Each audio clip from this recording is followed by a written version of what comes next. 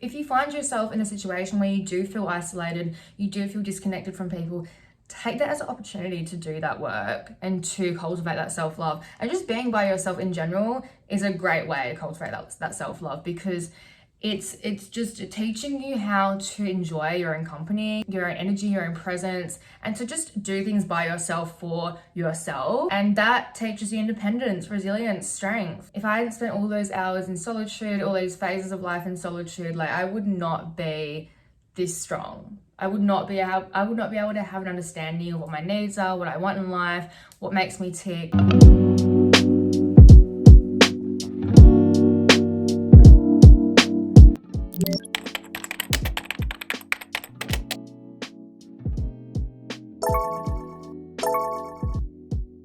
Hey baddies, welcome back to my channel. If you're new here, my name is Sanem and this is my channel, That's the Tea on Life, where basically I just spill the tea on how to become the best version of yourself, how to glow up mentally, spiritually, emotionally, so that you can live your life feeling empowered and confident and just feeling fulfilled and, you know, living a life that's very authentic. So that's what I do here. Welcome back. Hey, how you going? In today's video, I wanted to discuss this problem that people tend to have when they're alone. I feel like a lot of people have an issue with being alone. And I think that a lot of people would rather be around people that, you know, disrespect them or treat them like shit, rather than they would just be by themselves, because I suppose it feeds into some kind of negative, you know, toxic narrative that they hold around themselves. So we really want to do some healing around that narrative, because when you can enjoy your time by yourself, it is the most empowering thing ever. And honestly, there are so many advantages to being alone that I don't think you would be able to achieve if you're the person that was constantly, you know, needing to be around people all the time. And for most of my life, up until I would say maybe the past like 2 or 3 years, I really struggled with my confidence. I was very insecure and I had low self-worth, and I always felt like I needed all these people around me to feel good about myself, I suppose, because I used that to measure my self-worth. You know, if I didn't have many people around me, if I didn't think I had many friends, if I didn't think I had many people that liked me or thought I was cool or whatever, I would really internalize that, and I would think, oh, I'm flawed, I'm the issue, because that is how I felt about myself deep down. And I suppose I wanted to show myself, no, like, I'm actually not flawed, like, I'm lovable. People want to be my friend, people do want to be around me, worthy of being seen and whatever. I guess the only way I could believe that is by, you know, being around heaps of people all the time. And that really got me involved with toxic friendships, toxic relationships, and just doing a lot of toxic things that negatively impacted me in the long run, you know. So we're going to talk about that today, and you know, top advantages to being alone and how it can change you in your life. I don't know if you guys can notice, but I'm actually filming on my phone camera today, and it's kind of giving. My actual camera that I tend to film on most of the time is charging. I don't know, just feel like the energy was really good to make this video today. So let's get into it. If you see me looking down, it's just because I am looking at my notes. Okay, so what's the problem that we're addressing here? The problem is that people just don't want to be alone. Not everyone's like this, but a lot of people. I'm going to say about 30% of the world's population, 30 to 40%, they feel lonely. You know, they struggle with loneliness.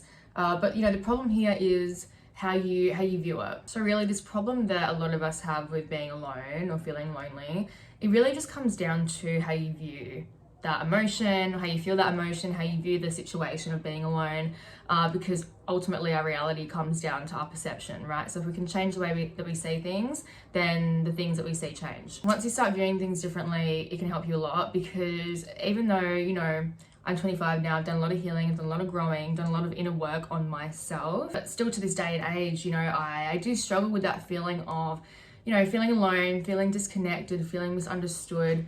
But the difference here now is that I don't view it negatively, and I use it in a way to empower me. Feeling alone in this world can be a very heartbreaking experience. You know, it's very painful.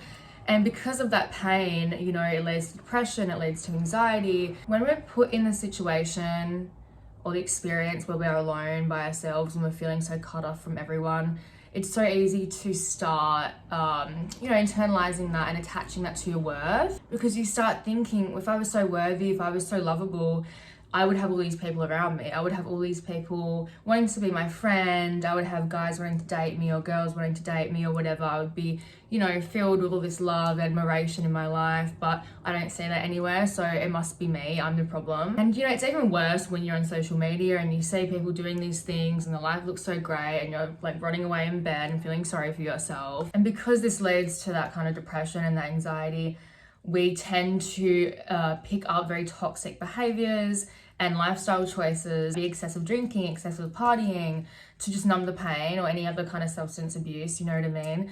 Maybe you start hanging out with the wrong types of people, or people that treat you like shit, basically, getting into toxic relationships because, you know, when you're so low in your worth, you think that anyone is better than nothing, right? Because when you have high self-worth, you're able to validate yourself, you're able to tell yourself that you're worthy, that you love yourself, you respect yourself, so you're not going to associate with people that damage that well-being and that do disrespect you. But like I said, when you don't have that, when you don't have that foundation of self, you're going to lean on whatever you can get to make yourself feel better. And I know all this for a fact because I used to be this girl, especially in high school, okay, especially just out of high school. I had very low self-worth, I was very insecure, no confidence. And like I said to you guys before, right, I had to have all these people around me to make myself feel better about me. And so I was constantly chasing people, trying to be the image of perfection because I was scared of that rejection, right? Because rejection just meant that I wasn't getting that need of connection met. And connection is a basic human need. There's 3 others I learned in therapy, but I know that connection is one of them. And I know, sorry, I just got shorter because I realized that my head was going out the camera. So I just want to be level-headed with you.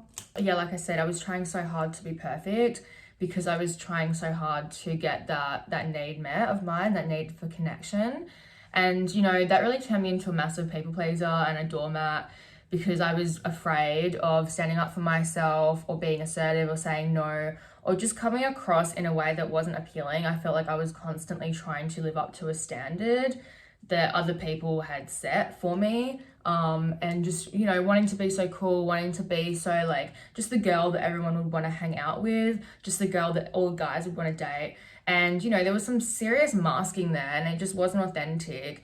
I would chase people, you know, people pleasing, getting into relationships with guys, or, you know, being friends with women that were just very toxic and belittled me, disrespected me and bullied me, just so I wasn't alone. And I was always thinking, how can I make myself look a certain way, or how can I act in a certain way that's going to make me more appealing or more cool or more of the person that someone would want to hang out with. And, you know, I was doing that simply because I needed the validation. As I grew up though, you know, I started to gain some self-awareness, thank God. And I started to understand why, first of all, I started to understand how I actually felt about myself.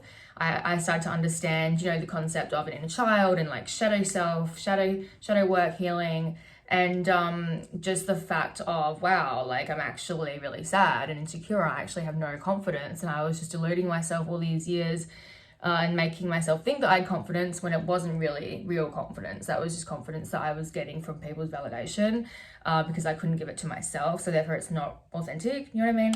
But regardless, I started to do the inner work and I started to glow up mentally and emotionally, okay, and spiritually. And still to this day, like I said, I still deal with that feeling. But I realized that, you know, my worth is, well, it's up here, girl. And so is yours. And I don't need all these people around me to feel good about myself. Because I'm able to validate myself now. There's 3 main shifts that happened for me in my healing journey. One was, you know, doing a shit ton of work and being able to accept myself and validate myself, which meant that I was no longer chasing it from other people, which meant I was no longer getting involved with shitty relationships and friendships because I knew my worth. And I knew that I no longer had to associate myself with those types of people just to feel good about myself. Number 2, I started thinking about all the things I can do when I'm alone, the opportunity that solitude is giving me. And 3, which is, you know, it kind of ties into the first one, I realized there's no point hanging out with people that don't really do anything to support my healing and my growth or my emotional well-being, right? I'm very much about, you know, meeting people, hanging out with people that support my growth and help me in my ways of thinking and my perspective. You know, like I always want to grow and, you know, add on to those things so I can become a better person and I can become a wiser person. But there's certain people out there that just aren't genuine, they're very snaky, they don't, you know, they just don't have good intentions towards you, and they can be very manipulative, very jealous. You just don't know. You don't know. So it's very much quality over quantity for me. I'm very happy with the girlfriends that I do have in my life because they are beautiful people, and I'm very happy with that. So when I catch myself in that mood where I feel very alone, disconnected, I realize it's actually a good thing. It's actually a good thing because I feel like if I was connected to everyone, if I was so chummy and friends with everyone, that's just not, how do I say this? A friend to all is a friend to none. End of the day. I digress. All right, let's get into it. Let's get into, you know, the top advantages to being alone, why you should be spending that time alone, and why you need to start getting comfortable with being alone, girl. Because if you're around people all the time, it's just really like, it's not going to do much for your growth. You need to learn how to be alone. You need to learn how to enjoy your own company. I feel like if I didn't have the chance to be in solitude and to have that time to myself, I would not have grown up the way that I had. Okay, so let's get into the most obvious one first, and that would be, you know, obviously being alone offers you the chance to self-reflect and to enter the inner world. You know what I mean? To introspect. And what does that mean? Introspection, that means, you know, inspecting internally, your internal world, your thoughts, your emotions, you know, how you think, how you feel, what your belief system is or what they are, right? Your values, everything, you know what I mean? And for a lot of us, the main reason why we're so afraid of being alone is because we don't want to deal with that shit. There's a lot of negative stuff going on down there and we just don't want to deal with it because it's way too overwhelming, which I totally understand. Like, I get that. But the thing is, if you're that kind of person who never wants to confront their darkness, you are never going to grow. You are never going to grow because you're going to stay in the same patterns. You're going to stay doing the same things, right? Having the same lifestyle, you know, dating the same toxic people. You don't realize it either. There's a lack of self-awareness there, right? So diving in deep helps your self-awareness. Like, you're layering yourself. You're uncovering all these different layers to who you are, like an onion, right? Onions have layers, ogres have layers. It's honestly so crucial for your healing journey, all right? If you're serious about becoming a better person and figuring out, you know, what your triggers are, how you can become more mature, how you can become more happy, more confident, all these things start with going within and listening to yourself and looking at yourself, which can be a really scary thing. You need to confront those demons, girl, all right? You have to get on that demon time and you need to look at them straight in the eye and be like, bitch, we're gonna sort our shit today. Yes, we are. All right, identifying those fears and those doubts. Because if you don't, you're acting out of your unconscious mind. You're acting out of your trauma. Essentially, your inner child, your wounded inner child. If you're anyone like me who has a shit ton of baggage from their childhood, all right, or just from their past in general, you need to do this inner work. You need to take the time to be by yourself. Because let's be serious, are you going to be able to do the inner work when you're around all these people? When you're with a therapist, sure. Maybe like your best friend, someone you trust, someone you love. But I'm saying, like, you know, generally speaking, you need to take the time to just sit there with a journal and a pen and to just write your shit out, all right? Look up journal prompts on Google or whatever. Or even just like, don't even do that. You just have to get out all your words, all the thoughts, all the emotions onto a piece of paper and to look at them and be like, damn, girl. Because look, I was always that person who was a little bit like, I can't be bothered journaling. Like, what difference is it gonna make? But it actually makes a big difference. It makes such a difference because it's like tangible evidence of what's inside your brain, if you get what I'm saying. And just seeing it in word form on a piece of paper really helps you move forward. I don't know how to explain it, but once you do it, like, you understand. Because this is really inviting you to, you know, look at yourself. And then once you start looking at yourself and what you're carrying, you can start to question yourself, okay? Once you start questioning yourself, you can start unraveling those layers. You can start putting one and two together. And what I mean by that is you can start to understand, you get kind of like a bigger picture of things. Start to understand why you fall into this toxic pattern, why you have this insecurity, why you do this, why you do that. Because they didn't just come out of thin air, they came from somewhere. So essentially just getting to the root of the problem. Once you discover the root of the problem, you can move forward from there. Do you know what I mean? Let me give you guys a little example. So, you know, sometimes when there's a social event or some kind of like social situation going down, I might avoid it because I suppose in the moment, you know, I'm afraid of some kind of rejection or coming across as awkward or just like uncomfortable. I suppose anything that's going to make me question my worth, in the sense of like, oh, like, you know, I'm fun enough for people to be around. I'm cool enough for people to be around. Like, people actually love me and, you know, want to be my friend. And, you know, because I suppose, like, look, being an ADHD girly, I'm very sensitive to that rejection. That's RSD, rejection sensitivity disorder. But because I'm aware of the fact that this is coming from my inner child who didn't get that need met and who fears that rejection and is going to try and avoid or people please to get that need met, or to just avoid it completely so that there isn't a chance of not getting that need met, I know where that's coming from now. Do you know what I mean? Like, there's that awareness there. So instead of being that hurt inner child, I now have the awareness that allows me to separate myself from my inner child and look at her, hold her hand and act as her mum and be like, yo girlie, like, we're going today. Doesn't matter if you are in some kind of awkward situation or you feel like your self-worth is being threatened or you feel rejected or whatever, because you don't need people to validate you. You don't need people to feed that self-worth, because you can do it yourself. You know you're worthy, you know you're beautiful, and you don't need other people to prove that to you. So we're gonna go and we're gonna have a good time. And I go to have a good time and nothing happens, right? It's just the anxiety. And I would never be able to dissect my behavior, my thinking like that unless I had the time to do that inner work. Being alone not only provides the time and space needed to invest into your desires and your needs, but it also gives you the mental capacity and energy to do so. You're given more of a chance to kind of, you know, tune into what you need so that you can heal and grow and be healthy and happy and replenished and rejuvenated and refreshed, okay? For example, spending more time alone, it gives me the chance to do those things like, you know, going to the gym, exercising, lifting weights, pole practice, going for walks, going for runs, all right, getting my nails done, you know, having an everything shower, all right, moisturizer, you know, got the hair mask, maybe I'll do a little tan. I can prioritize my creative pursuits more, or just doing hobbies that, you know, actually bring me joy and that I like to do. Reading, journaling, there's so many things, right? Because I'm able to prioritize that time alone now because I enjoy it. I don't feel like I need to prove myself to anyone. I don't feel like I need to chase anyone. So it's not really a problem for me to be a little bit selfish with my time and my space. When you're always about everyone else, you know, it's very easy to start focusing on their needs and desires and oftentimes prioritizing them, you know, putting them over yours, especially if you're in that people pleasing kind of energy. You know, you want to please them. You want to make sure that their needs are met so that they can validate you. It's very draining. It's very time consuming. And honestly, it's a defiance against self-care. It really is, because you're not caring for yourself. You're caring for everyone else except for yourself, right? And that just doesn't do much good for your mental and emotional well-being. I'm just going to tell you right now, it destroys it. You're too focused on what's going on outside of you rather than yourself. And throughout most of my past, self-care wasn't really a thing for me at all.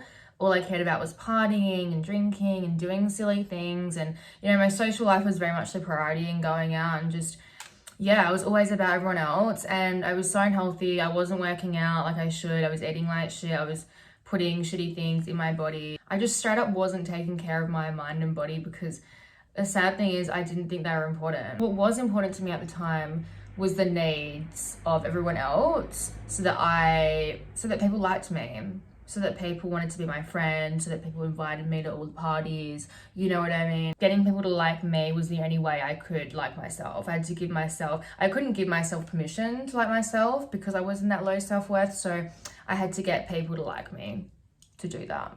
Because I thought, okay, it's true, like I am lovable, it's okay, like I've got their validation, I've got their approval, so I'm good. I actually really envied girls who didn't give a shit about their social life and about partying, and that were just so focused on themselves, and they were just doing their own thing and working, and they didn't really care if they missed out on a party because maybe they just wanted to spend a night alone. Maybe they were off getting their bag, you know, making those dollar bills.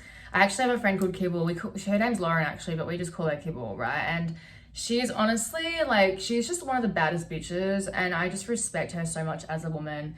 And I remember looking up to her so much, you know, years back, because she was all about her bag. She's always been a baddie. She's always been very independent and just, you know, making sure that her shit is sorted. You know, she's prioritizing her life, her needs. She was always such a go-getter, and I just always felt like she was so put together. So, you know, shout out to you, kids. When it comes to self-love, spending time alone is the best way to cultivate that self-love, because going back to that theme on self-reflection and doing that inner work, you know, when it comes to self-love, it's not a half-assed job. You have to learn to love every single part of you, even the darker parts, even your insecurities, your fears, your doubts, all parts of you, all right? Because if you think you can just love the good parts and not the bad parts, that's not authentic self-love, and what you're doing is just suppressing. That's really what you're doing. So by, you know, unlayering all this bullshit, unlayering all this darkness, looking it at the eye and just giving it a fucking hug, bitch. Like, this is what I did, right? I just accepted my darker self, and I was like, hey, the only way that I'm going to move past this is by accepting that this is just who I am. Not saying that I don't want to change, but I'm saying that before I can change, firstly, I need to accept this shit, right? And I'm never going to be able to accept it until I look at it and I understand it, because to love oneself is to know oneself, right? Exactly. If you find yourself in a situation where you do feel isolated, you do feel disconnected from people, take that as an opportunity to do that work and to cultivate that self-love. And just being by yourself in general is a great way to cultivate that self-love, because it's just teaching you how to enjoy your own company, your own energy, your own presence, and to just do things by yourself for yourself. And that teaches you independence, resilience, strength. If I hadn't spent all those hours in solitude, all those phases of life in solitude, like, I would not be this strong. I would not be able to have an understanding of what my needs are, what I want in life, what makes me tick. Okay, so I'm just saying. Okay, so the next thing that I want to touch on is individuality. Being alone helps you embrace that individuality and that uniqueness, because when we're always around people, you know, we're soaking up a lot of their bullshit, a lot of their opinions, their criticism, and soaking up a lot of who we think we should be based off their standard, based off their preference, you know, especially as a young person who's growing and, you know, you're developing your sense of self, your sense of identity, your direction in life. Everything is still new, and you're still building a lot of that foundation of self, so to speak. And you're just very easily influenced. You're very easily influenced. And that's why you see all these people, you know, living lives where they feel unfulfilled, because they didn't listen to their authentic self. They listened to what the standard was and what's socially acceptable, I suppose. You're just easily influenced by the outside world telling you who to be and how you should act, how you should be living your life, right? So I think spending more time in solitude, more time alone, you know, this goes back to self-reflection. Again, everything does, but it gives you the opportunity to understand your individuality, your uniqueness, to discover those things, right? What are your values? What do you stand for? What brings you joy, right? Are you creative? What makes you tick, essentially, right? Like, all these really cool, unique differences that separate you from other people. What are those things? And once you understand what those things are, that's going to be your catalyst moving you forward, moving you in the direction of your authentic self and building a life where you feel fulfilled and you feel aligned, because it's authentic to who you are. And really all that means is building a life based off the things that you love to do. Building a life based off the things that make you tick. Exactly. And this is so easy and fun to do if you're doing the inner work on the side, right? Because you're cultivating that self-love and that self-respect. So when there comes a time where, and there'll always be these times, right, where people are projecting their opinions and their judgment and telling you who to be, and, oh, you should do this, and no, you shouldn't do that. You're building that confidence, you're building that strong brick wall. So when people try and sway you, you're not going to be swayed, bitch. Okay, big bad wolf ain't got shit, because you know who you are. You know what you put on this earth to do. You just know. I'm going to tell you guys something, right? Once I stopped, you know, giving a shit about what people thought about me, once I stopped chasing people and being that people pleaser, that's when I really started to pop my shit.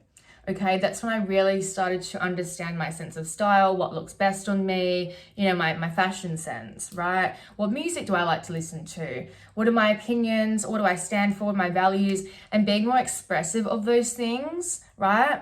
being more expressive, which is why I started doing YouTube and making TikToks and things like that. And not only that, but also just making more time in my life for hobbies that truly inspire me, that help me get into that creative self, you know what I mean? And just regardless of whether or not they're seen as lame or cool, I don't really give a shit because I'm doing it.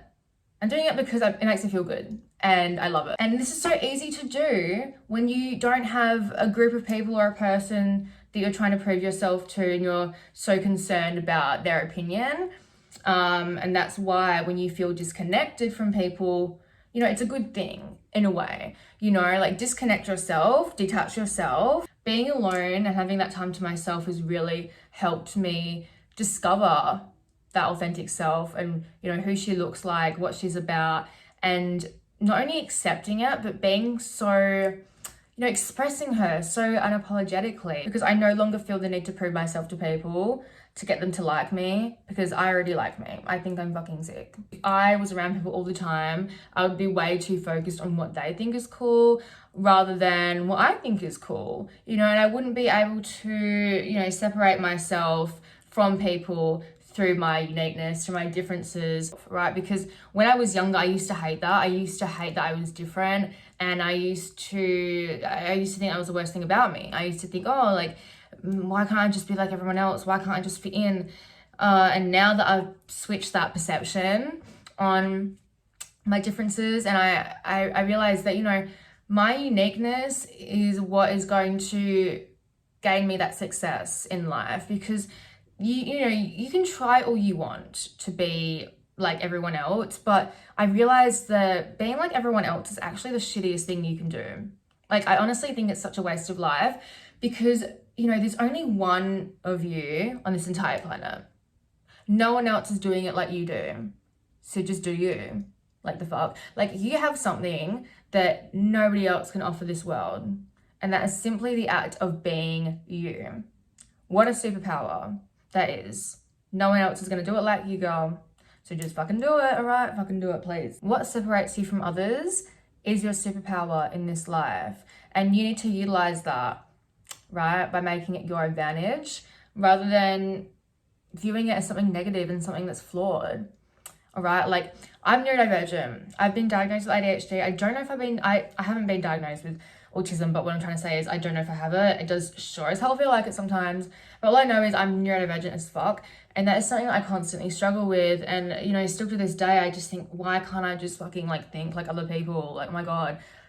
But if I thought like everyone else, I would not be this creative person. I would not have the insights that I have. And it just helps me stand out. And maybe that might be in a negative way to some people, but I could not give less of a fuck, because I'd rather like stand out and be fucking weird than be the same. It's literally getting so dark, and it's also so fucking hot. Where's my fan? Like, I actually miss her. Damn, I can't believe it's getting hot again. It's actually crazy, and it's not even summer. Girl, I need to get my fan. I know that shit is gonna sell out so soon. I'm gonna need to do that tomorrow. When you're alone, you're given the chance to exercise the inner authority and, you know, build on those decision-making skills independently. Exercising that inner authority is so important because, you know, it's basically helping you get in touch with yourself and to understand what your needs are. Because, you know, your gut, your intuition, I'm going to say, gut feeling, intuition, same thing, is connected to the divine, right? Your intuition is connected to your higher self, which is connected to the divine. At least this is how I see it, right? And, you know, your higher self being more in tune with the spiritual realm, I suppose you could call it. That bitch already knows what's going to go down, all right? I feel like when you come into this earth as a soul, you know, you plan all your shit. You plan all the things you're going to go through so that you can grow and become, you know, more evolved, glow up, right? When you have that gut feeling about something, when you feel like, oh, I should go here, or I should do this, I should go see this person today, that is your gut guiding you. Your inner authority helping you get aligned with those right choices so that you can build a life that's meant for you, so that you can fulfill your destiny or your life path. Like, that's just how I see it. That's just how I see it. And it just makes a lot of sense to me. But, you know, when we're around people all the time, when we're soaking up everyone's bullshit, everyone's drama, everyone's energy, it can mute that inner voice, that inner authority, because there's so much noise going on, right? And it's so easy to start getting a little bit dependent on what people are saying, what they think is right, what they think is wrong, rather than just listening to that gut, right? The more that you're put in the position where you're forced to make decisions for yourself, by yourself, regardless of what's opposing them, the more confident you get, all right? The more confident you get because you're showing yourself that you can make intuitive based decisions that are the best decisions for your life. Because trust me, when you make those decisions, it always ends up being the right decision, because you'll see your life unfold and you're like, wow, I'm so happy I did that. It's very scary in the moment, especially if you're someone that's, dependent on that external validation, but it's just helping your confidence in ways that I can't even describe. I don't know if this example is going to make sense, but I'm going to give it to you anyway.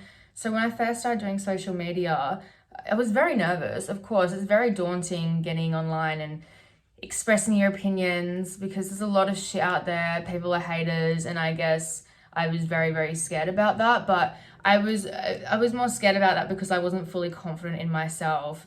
I was only just then learning how to exercise the inner authority and becoming more confident in expressing myself, because it was that inner authority that drove me to making a YouTube and creating more content. Because I suppose when you're just starting off, you can receive a lot of judgment. Like, you can just feel the vibe. People are like, what is she doing? Is she an influencer? But my intuition was like so strong about doing this. I just didn't give a fuck. I was like, okay, like I knew that I was gonna face some of that judgment, but the desire, the pull from that intuition was just so strong. It was so compelling that, it kind of drowned out anyone else's bullshit. But regardless though, it was still very daunting. When I would post a TikTok, for example, or even a YouTube video, and I didn't feel like I was getting supported, I didn't feel like, any of my friends were hyping me up, or maybe just didn't get many views, or I just didn't feel like anyone was kind of agreeing with what I had to say. Like, I wasn't feeling seen. And I suppose that's why it was so scary as well, because it was triggering that inner wound, that inner childhood wound of not feeling seen, not feeling good enough. Use that to measure my worth. In my opinion. My opinions only had worth if people were kind of agreeing with what I had to say, is what I'm saying. But again, that comes back to that childhood bullshit drama, right? So whenever I found myself in that situation where I felt like I wasn't being validated and supported, what that was really doing was giving me the opportunity to trust in myself and to be able to validate myself, and to trust in the fact that I made the right decision. Like, I was drawn to doing content creation for a reason, and I just need to trust in that. Even if I'm not seeing that short-term progress or validation straight away, that doesn't mean that this isn't going to lead to something amazing. So I just need to trust in that gut. I just need to trust that the inner authority is on point, right? Instead of just being dependent on what people say, caving into their criticism, and agreeing that it's cringy, or agreeing that, yeah, this is so lame, this is embarrassing, I just need to stop trying. Fuck that. Anyway, guys, this is all I have for tonight. It's getting really hot, it's getting really sweaty. My makeup probably looks oily as fuck. So I'm gonna cut it from here. Thank you all for watching. I hope you loved this video. If you did, please give it a thumbs up. Send it to your girlfriends. Get them to come along and have a watch, have a chat, because it's a good time here. It's a warm time. I'm just trying to help all the girlies get along and feel like the baddest bitch selves. That's all I'm trying to do, girls. And don't forget to subscribe if you want to see more. All right, I love you, and I'll see you next time. Bye.